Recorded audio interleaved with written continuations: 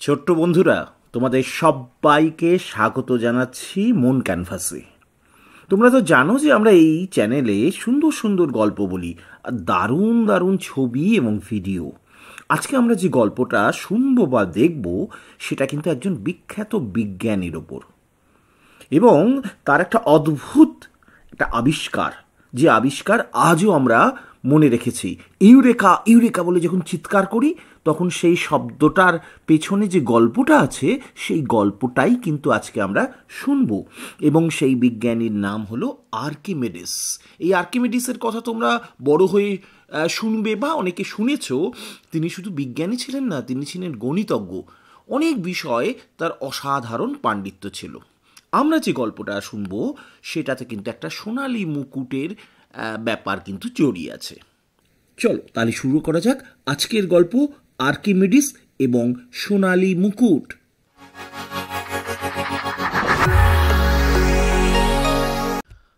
Archimedes বসবাস করতেন গ্রিসে, প্রাচীন গ্রিসে, সিরাকিউস বলে একটা শহরে।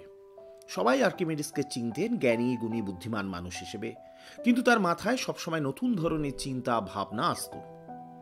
আর আর্কিমিডিসের বন্ধু ছিলেন আবার ওই সিরাকিউস রাজ্যের বা শহরের যিনি রাজা, তার নাম রাজা হায়রো।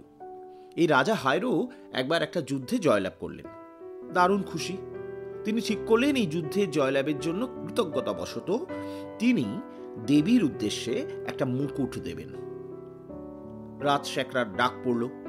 রাজকোষ থেকে খাঁটি সোনা বার করে তিনি ওই রাজশেখরাকে বললেন, এটা দিয়ে একেবারে খাঁটি সুন্দর একটা মুকুট তৈরি করো। রাজশেখরা কয়েকদিন পর এসে আর ওই রাজা হায়রোকে তিনি তার মুকুটটি উপহার দিলেন।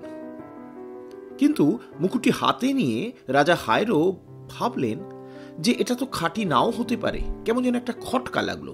দেবীকে দেবেন অথচ খাঁটি হবে না, এটা কেমন কথা। কিন্তু কিভাবে তিনি বার করবেন যে এটা খাঁটি সোনা দিয়ে তৈরি নাকি ভেজাল? তখন তিনি আর্কিমিডিসকে ডাকলেন। রাজা আর্কিমিডিসকে বললেন, বন্ধু, তোমাকে কিন্তু একটা কঠিন কাজ করতে হবে। এই মুকুটটি নাও, এটি খাঁটি সোনা দিয়ে তৈরি না ভেজাল সোনা দিয়ে তৈরি তোমাকে বার করতে হবে। আর্কিমিডিস তো মুকুটটা হাতে নিয়ে বাড়িতে চলে এলেন। ভেবে পেলেন না তিনি এটা কিভাবে বার করবেন। সারাদিন চলে গেল, রাত চলে গেল। পরের দিন সকালবেলা তিনি যখন স্নান ঘরে গেলেন, তখন বাথটবেটা একেবারে জলে পরিপূর্ণ। আর্কিমিডিসের খেয়াল নেই। তিনি ওই একেবারে কানায় কানায় জলে ভর্তি বাথটবের মধ্যে ছপাত করে বসে পড়লেন। আর যেই বসলেন অমনি অনেকটা জল উপচে পড়ে গেল। আর্কিমিডিসের হঠাৎ খেয়াল হলো, আচ্ছা এই যে জল উপচে পড়ে গেল, এটা কেন পড়ে গেল, এটা কতটা পরিমাণ। তিনি আবার ওই বাথটবটাকে পূর্ণ করে আবার বসলেন এবং যে জলটা উপচে পড়ে গেল সেটাকে তিনি ধরে রেখে পরিমাপ করে দেখলেন যে যে পরিমাণ জল উপচে পড়েছে সেটা হলো যতটা তার দেহের ভর সেটা। আর্কিমিডিসের মাথায় একটা চিন্তা এলো।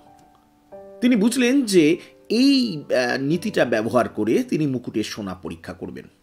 খুশিতে টকবক করে উঠলেন আর্কিমিডিস। সঙ্গে সঙ্গে স্নান ঘর থেকে বেরিয়ে ছুটতে শুরু করলেন। কোনো ক্রমে হয়তো বা ওই টাওয়েলটা বা তোয়ালেটাকে কোমরে জড়িয়ে নিয়েছিলেন। আর চিৎকার করে বলতে শুরু করলেন, ইউরেকা ইউরেকা, আমি পেয়ে গেছি, আমি পেয়ে গেছি। রাজার কাছে এসে রাজামশাইকে বললেন, রাজামশাই, আপনি আমাকে খাঁটি সোনা, যে পরিমাণ সোনা দিয়ে আপনি ওই মুকুটটা তৈরি করেছেন সেই পরিমাণ সোনা দিন, আর মুকুটটা তো আমার কাছে আছেই। এবার ওই সোনাটা তিনি ওই একটা ভর্তি পাত্রের মধ্যে ফেলে দিলেন। পানি বা জল উপচে পড়ে গেল। তিনি সেটাকে মেপে দেখলেন। এবার তিনি আবার সেই ওই যে সেই মুকুটটাকে তিনি ডুবিয়ে দিলেন। এখানেও যে পানি উপচে পড়ে গেল বা জল উপচে পড়ে গেল। দেখা গেল যে ওই সোনা থেকে যতটা উপচে জল পড়েছিল, মুকুট থেকে কিন্তু উপচে পড়লো তার থেকে অনেক বেশি। তার মানে ওই মুকুটের মধ্যে খাদ মেশানো ছিল। এটা একেবারে হাতে নাতে প্রমাণ হয়ে গেল। আর্কিমিডিস তখনই বললেন যে এই মুকুটটা কিন্তু একেবারে খাঁটি নয়, এটার মধ্যে ভেজাল আছে। রাজাকে তিনি সে একেবারে হাতে নাতে প্রমাণ করে দিলেন। রাজা ডাকলেন রাজশেখরাকে। রাজশেখরাকে জেরা করার পর রাজশেখর স্বীকার করলেন যে হ্যাঁ, ওর মধ্যে তিনি ওই ভেজাল মিশিয়েছেন।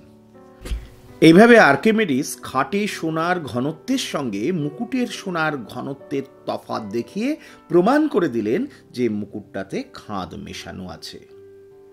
এই সূত্রটা কিন্তু পরবর্তীকালে বিভিন্ন আবিষ্কারের ক্ষেত্রে কাজে লেগেছিল। আর্কিমিডিসের এই সূত্র থেকে জানা যায় যে কোনো বস্তুকে সম্পূর্ণ বা আংশিকভাবে জলে বা অন্য কোনো তরলে নিমজ্জিত করলে বস্তু তার নিজ আয়তনের সমান জল বা তরল অপসারণ করে। নিমজ্জিত করার ফলে বস্তুর যে পরিমাণ ওজন হ্রাস হয়, অপসারিত জলের ওজনও ঠিক ততখানি। এই সূত্রকেই বলা হয় বিখ্যাত আর্কিমিডিসের সূত্র। তাহলে আমরা বুঝতে পারলাম যে কি করে একটা অদ্ভুত ঘটনা বা মজার ঘটনা থেকে বিজ্ঞানের একটা গুরুত্বপূর্ণ আবিষ্কার আর্কিমিডিস করে ফেলেছিলেন। তাহলে আজকের মতো আমরা আমাদের এই গল্পের পাঠটাকে শেষ করলাম। আমরা পরের দিন আবার আরেকজন বিখ্যাত মানুষের বিখ্যাত আবিষ্কারের গল্প নিয়ে চলে আসব। তোমরা কিন্তু অবশ্যই আমার এই চ্যানেল মন ক্যানভাস সাবস্ক্রাইব করবে, লাইক করবে, কেমন লাগছে সেটা কিন্তু জানাবে। সবাই ভালো থেকো, আবার দেখা হবে।